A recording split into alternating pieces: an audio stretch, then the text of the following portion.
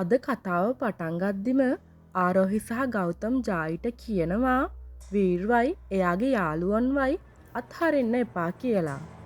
ඒත් ජායි එයාගේ පවුලේ අයට ගෙදර යන්න කියනවා. මොකද එයා ගොඩක් බයෙන් ඉන්නේ. ජායිගේ පවුලේ අය යද්දී වීර් එයාලට විහිළුවට වගේ ආචාර කරනවා.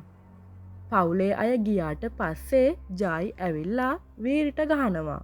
වීර්ගේ යාළුවෝ ඉස්සරහට එද්දී වීර් එයාලව නවත්වලා කියනවා ජායි මට ගහද්දී මම බය වුණා කියලා. එහෙම කියලා වීර් ආපහු ජායිට ගහනවා. ජායි කියනවා තෝ මට ගහලා මැරුවත් මට ඒ ගැන සතුටුයි කියලා. වීර් අහනවා උඹට සතුටද ඕන කියලා ජායිට තව තවත් ගහනවා. වීර්ගේ යාළුවෝ කෑ ගහලා වීර්ව උනන්දු කරවනවා. නූර්ගේ අයියා ඉස්සරහට යන්න හදද්දී නූර් එයාව නවත්වනවා. වීර් දිගටම ජායිට ගහනවා. බානි ඒක නවත්වන්න යන්න හදද්දී නූර් එයාව නවත්වලා කියනවා වීර් සහ එයාගේ පවුලේ අය ගොඩක් භයානකයි. එයාලා නීති විරෝධී වැඩ පවා කරනවා. ඒ නිසා ජායි මුලින්ම එයාට අභියෝග නොකර ඉන්නයි තිබුණේ. බානි කියනවා ඔයාට කොහොමද මේක බලාගෙන ඉන්න පුළුවන් කියලා. ඒ අතරේ පූජකතුමා අහිකුන්ටකයාගෙන් අහනවා මොකක්ද මේ වෙන්නේ කියලා. අහිකුන්ටකයා කියනවා සටන පටන් ගත්තා විතරයි කියලා. බානි ජායි ළඟට දුවගෙන ගිහිල්ලා මේක නවත්වන්න කියලා කෑ ගහනවා. වීර් බානි දිහා බලලා සම්පූර්ණයෙන්ම වශී වෙනවා. බානි වීර්ට බැනලා අහනවා තමන්ට කවුරුත් මුකුත් කියන්නේ නෑ කියලා හිතන්න තමුසේ කවුද කියලා. වීර් කියනවා මම දන්නේ නෑ කියලා. එහෙම කියලා එයා බානිගේ පැත්තට යනවා. බානි බිම බලා ගන්නවා. ජායි මැදට ඇවිල්ලා වීර්ට ගහන්න හදද්දී වීර් ජායිගේ අතින් අල්ලගෙන බානි දිහාම බලාගෙන ඉන්නවා. අතීතයේ ආකේෂ් නාගේශ්වරීව දැකලා ආදරේ කරපු වෙලාවේ හර්දේ සහ ආකේෂ් අතර වුණු වලිය මතක් වෙනවා. ජායි ආයෙත් වීර්ට ගහනවා. ඒත් වීර් බානිගේ ආදරයේ අතරමං වෙලා ඉන්න නිසා ආපහු ගහන්නේ නෑ. ජායි දිගටම ගහද්දී වීර් කිසිම ප්‍රතිචාරයක් නොදී hina වෙවි බානි දිහා බලන් ඉන්නවා. අන්තිමේදී වීර්ගේ යාළුවෝ එයාව එතනින් එක්කගෙන යනවා. නූර්ගේ පවුලේ අය නූර්ව හොයනවා. බානිට තේරෙනවා වීර් එක්ක ගිය 5 දෙනාගෙන් 3 දෙනෙක් විතරයි ගියේ කියලා. එයා ජායි එක්ක එළියට දුවගෙන ගිහින් සිකියුරිටිගෙන් අහනවා නූර් කොහෙද ගියේ කියලා. සිකියුරිටි නූර් ගිය පැත්ත පෙන්වනවා. බානි නූර්ව බේරගන්න යන්න හදද්දී ජායි කියනවා එයත් එනවා කියලා. බානි කියනවා අපි දෙන්න අඳුරන්නේවත් නෑනේ කියලා. ජායි එයාගේ නම ජායි මාතෝර් කියලා හඳුන්වලා දෙනවා. ඒ වෙලාවේ හර්දේ සහ නාගේශ්වරීව මතක් වෙනවා. ජායි කියනවා දැන් ඔයා මගේ නම දන්නවනේ. ඒ නිසා අපිට එකට යන්න පුළුවන් කියලා. බානිත් ඒකට කැමති වෙනවා. ජායි සහ බානි කැලයට යනවා. එයාලට බිම තිබිලා නූර්ගේ සලුවක් හම්බ වෙනවා. ඊට පස්සේ එයාලා නූර්ව හොයාගෙන එයා ළඟට දුවගෙන යනවා. නූර් සිහිය නැතුව බිම වැටිලා ඉන්නවා. ජායි බලලා කියනවා නූර් තවත් ජීවතුන් අතර නෑ. එයා මැරිලා කියලා. බානි හයියෙන් කෑ ගහලා අඬන්න පටන් ගන්නවා. ඒ වෙලාවේ අහසේ රාජාලියෝ පියාඹනවා දැකලා ජායි කියනවා මේක රාජාලියන්ගේ ප්‍රදේශයක් වගේ. ඉක්මනට මෙතනින් යමු කියලා. නූර් කියන්නේ එයාගේ හොඳම යාළුවා නිසා එයාව දාලා යන්න බානි කැමති වෙන්නේ නෑ. ඒත් රාජාලියෝ දැක්කට පස්සේ බානිට ජායි එක්ක එතනින් යන්න වෙනවා. එයාලා ප්‍රධාන පාරට එද්දී ජීප් එකක ඉන්න වීරව හම්බ වෙනවා. බානි කියනවා නූර් ගෙදරින් ගියේ තමුසේ හින්දායි කියලා. වීර් කියනවා එයා මගේ ගෙදර ඇඩ්‍රස් එක දන්නවනේ. එහෙනම් කෙලින්ම මගේ ගෙදරට එන්න තිබ්බනේ කියලා. බානි එයාට පිළිකුල් සහගතයි කියලා බනිනවා. ඒ වෙලාවේ පොලිසිය එනවා. බානි ජායි ගිහින් පොලිස් කාර් එක නවත්වනවා. ඒත් ඉන්ස්පෙක්ටර් එළියට ඇවිත් වීර් ළඟට ගිහින් අහනවා තමුසෙට කොහොමද තුවාල වුණේ කියලා. වීර් බානී දිහා බලලා කියනවා කෙනෙක්ගේ සතුට වෙනුවෙන් මම වෙන කෙනෙක්ට මට ගහන්න දුන්නා කියලා. බානී නූර් ගැන ඉන්ස්පෙක්ටර්ට කියනවා. පොලිසිය බානී ජායි පිටිපස්සෙන් ගියත් නූර්ගේ මලසිරුර කලින් තිබ්බ තැන නෑ. ඉන්ස්පෙක්ටර් කියනවා තමුසලා මගේ කාලය නාස්ති කරනවා කියලා. එහෙම කියලා එතනින් යනවා.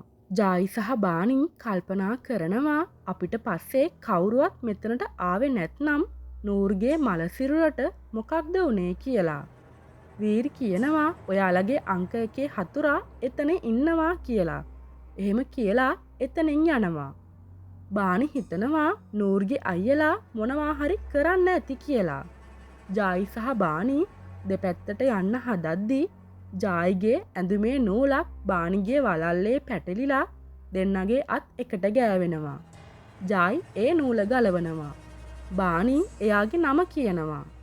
ජායි එයාගේ කාඩ් එක දීලා කියනවා නූර් ගැන මොනවා හරි ආරංචියක් ආවොත් කෝල් කරන්න කියලා. බානි ආයෙත් කැලෑවට දුවගෙන යනවා. එතකොට එයාලට තුවාල වෙච්ච කොල්ලෙකුයි කෙල්ලෙකුයි බයෙන් දුවගෙන එනවා හම්බ වෙනවා. බානි අහනවා මොකද්ද වුනේ කියලා. එයාලා මලසිරුරක් කියලා කෑ ගහගෙන දුවනවා. එයාලා කියපු පැත්තට බානි දුවගෙන ගිහින් බලද්දී පිරිමි ටිකක් එකතු වෙලා නූර්ව වල දානවා. එතන කුඩයක් අල්ලන් ඉන්න වීර්ව බානි අඳුර ගන්නවා. බානි ඒක වීඩියෝ කරන්න හදද්දී අහම්බෙන් කකුල ගලක වැදිලා සද්දයක් ඇවිත් එයාලගේ අවධානය බානිට යොමු වෙනවා. බානි එතනින් දුවනවා. පිරිමි දෙන්නෙක් එයාගේ පිටිපස්සෙන් ලුහු බඳිනවා. බානි ගහක් පිටිපස්සේ හැංගෙනවා. අර පිරිමි දෙන්නා එතන නෑ. ඒත් අහසේ රාජාලියෝ දෙන්නෙක් පියාඹනවා. බානි කල්පනා කරනවා කොහෙන්ද මේ රාජාලියෝ දිගටම එන්නේ කියලා. ඇත්තටම අර පිරිමි දෙන්න තමයි රාජාලියෝ වෙලා අහසින් ආපහු නූර්ව වලලපු තැනට යන්නේ. වීර් ඇතුළු ඒ හැමෝම ඉච්ඡාධාරී රාජාලියෝ. එයාලා එතනින් යන්න තීරණය කරනවා. බානි ආයෙත් ඒ තැනට ඇවිත් බලද්දී එතන පස් ගොඩක් හයියයි. බානි කල්පනා කරනවා මම මගේ ඇස් දෙකෙන්ම නූර්ව වලනවා දැක්කත් මේ පස් මෙච්චර හයිය කොහොමද කියලා. බානි වීඩියෝ එක බලලා වීර්ගේ මූණ දැකලා එයාට ගොඩක් වෛර කරනවා. අනික් පැත්තෙන් වීර් එයාගේ බයික් එක උඩ ඉඳන් කල්පනා කරනවා. සාමාන්‍යයෙන් රාජාලියෝ ජීවත් වෙන්නේ මැරිච්ච අයගෙන් වුණාට පළමු වතාවට බානිව දැක්කම එයාට එයාගේ මුළු ජීවිතේම ඉස්සරහා පෙනුණා. යාළුවෝ අහද්දී මොකක්ද උනේ? ඇයි ජායිට ගහන්න දුන්නේ කියලා වීර් කියනවා එයා බානිගේ ආදරේ අතරමං වුණා. එයාට බානි ගැන ආදරයක් හිතුණා කියලා. ඒ වෙලාවෙම හඳේලිය වදිද්දී ජායිට හුස්ම ගැනීමේ අමාරුවක් ඇවිල්ලා එයාගේ සමේ වෙනසක් වෙනවා. ජායිටත් බානිව මතක් වෙලා කියනවා එයාව දැක්කම ආදරයක් හිතුණා කියලා. එතකොටම බානිත් ජායි ගැන කල්පනා කරලා කියනවා අද මට දේවල් දෙකක් වුණා.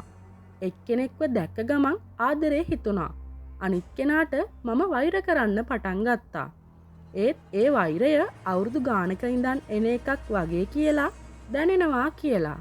පහුවදා උදේ සිංහානියා බංගලාවේදී බල්වනාට් ඒ කියන්නේ ආකේෂ්ගේ තාත්තගේ ඊළඟ ආත්මය වැඩකාරයන්ට කෑගහලා කියනවා ජනේල්වල රෙදි වහන්න කියලා. එයා වීර් ගැන අහද්දී වීර් අනිත් කොල්ලොත් එක්ක එතනට එනවා. බල්වනාට් එයාට බනිනවා දවල් කාලේ ආපහු ආවට. එයා වීර්ට මතක් කරනවා එයාගේ ඇත්ත තතු කියපු දවස. ඔන්න ඔතනදී අතීතය මතක් වෙනවා.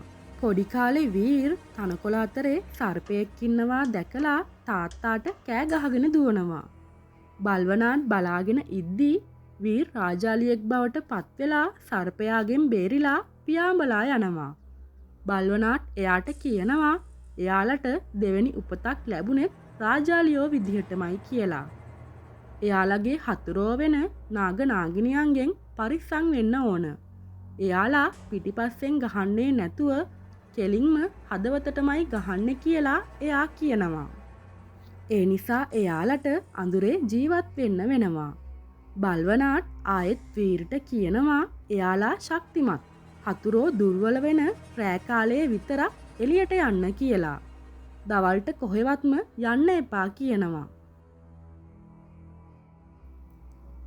ඒත් වීර් ඒක ගණන් ගන්නේ නැතුව එයාගේ අයියා තාපිෂ් එනවා දකිනවා. වීර් අර කෙල්ල ඒ කියන්නේ බානි ගැන කතා කරන්න පටන් ගන්නවා. බල්නාට් බය වෙනවා. මොකද වීර්ගේ කේන්දරයේ තියෙන්නේ එයාගේ හතුරා වෙන නාගිනියකට ආදරය කරන්න. වීර් කියනවා ඒ කෙල්ලගේ අතින් නම් මැරෙන්න වුණත් මම ලෑස්ති කියලා. බානිත් ගෙදර එනවා. මීරා අහනවා කොහෙද හිටියේ කියලා. බානි නූර්ගේ මරණය ගැන කියනවා. හොඳම යාළුවාගේ මරණයෙන් බානි ගොඩක් අසරණ වෙලයි ඉන්නේ. නැන්දා ඇවිත් බානිට කියනවා උදේ කෑම ගේන්න කියලා. බානිට ඒක අමතක වුණ බව තේරෙද්දී මීරා කියනවා එයා කෑම හැදුවා.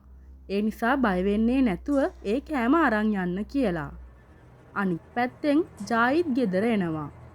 ආරෝහි සහ ගෞතම් එයා ළඟට දුවගෙන එන්නේ ගොඩක් බයෙන්. විශේෂයෙන්ම ආරෝහි. එයා කියනවා ජායි ශාපලත් කෙනෙක් නිසා පොය දවසට එළියට යන්න හොඳ නෑ. පොය රැට විතරයි එයාට හුස්ම ගන්න අමාරු වෙන්නේ. හැමේ වෙනස්කම් වෙන්නේ සහ ඇස් වෙනස් වෙන්න කියලා. ඒත් ජායි සහ ගෞතම් ඒක ගණන් ගන්නෙ නෑ. ජායිගේ සහෝදරයෝ අහනවා කොහෙද ඉන්නේ කියලා. ජායි කියනවා එයා කෙල්ලෙක් එක්ක හිටියේ කියලා. එයාලට තේරෙනවා ඒ බානි ගැන කියලා. මොකද බානිව දැක්කම ජායිගේ කටත් ඇරගත්ත ගමම්මයි තිබ්බේ. ජායි කියනවා එයාව දැක්කම තමන් ගොළු වුණා කියලා. බානිට ඕන වෙනවා වීර්වයි නූර්ගේ මිනිමරුවන්වයි අල්ලලා දෙන්න. ඒ නිසා එයා පොලිසියට යන්න හදනවා. පෝසත් අයට ඕන දෙයක් කරන්න පුළුවන් නිසා මීරා බානි ගැන බය වෙනවා. ඒත් බානිට වීර්ට සමාව දෙන්න බෑ. මීරා එයාට උදව් කරන්න කැමති වෙනවා. බානි කියනවා එයා පොලිසියට යන බව හැමෝටම කියන්න කියලා. මීරා ගිහින් කෙහෙල් සහ මෙහෙල් නිදාගෙනද බලලා ජනේලෙන් පැනලා යන්න හදපු බානිට දොරෙන්ම යන්න කියනවා. බානි ජායිට කෝල් කරනවා. ඒත් එහා පැත්තෙන් කෝල් එක ගන්නේ වීර් බව බානි දන්නේ නෑ. වීර්ට මතක් වෙනවා ජායිට ගහද්දී එයාගේ ෆෝන් එක වීර්ට හම්බුණ හැටි. බානි හිතන්නේ ජායි කතා කරන්න කියලා. බානි කියනවා නූර්ව මරපු අයට විරුද්ධව එයා ළඟ සාක්ෂි තියෙනවා. ඒ නිසා පොලිසිය ළඟදී හම්බෙමු කියලා.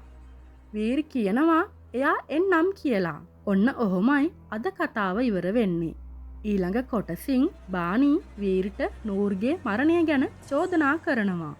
එයා කියනවා පොලිසියත් වීර් එක්ක එකතු වෙලා මිනිමරුවෙක්ව බේරගන්න හදනවා කියලා. බානිගේ වචන වීර්ගේ හිතට ගොඩක් වැදෙනවා.